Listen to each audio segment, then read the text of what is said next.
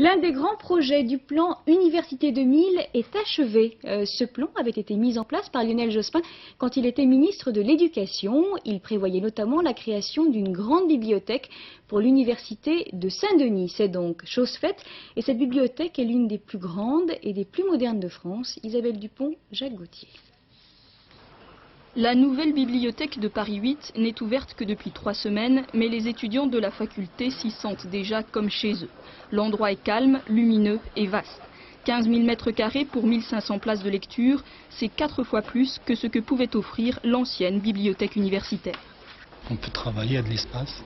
Contrairement à l'ancienne, on ne trouvait pas assez de place et on était obligé de s'asseoir par terre pour étudier, et lire et écrire. Le réseau informatique il est intéressant. Moi je connais rien en informatique et j'ai réussi à trouver un livre.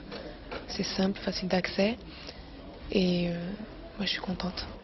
Répartie sur 2 niveaux autour d'un pôle central, la bibliothèque dispose de 7 salles de lecture thématiques identifiées par des couleurs différentes. Dans chaque salle, les lecteurs peuvent accéder au catalogue informatisé. 150 000 ouvrages sont en accès libre, 250 000 autres stockés en magasin.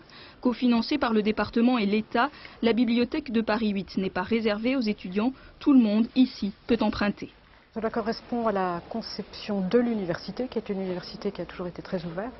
Un équipement de ce type, si vous voulez, qui est quand même très vaste et peut accueillir d'autres lecteurs que les lecteurs purement universitaires, si vous voulez.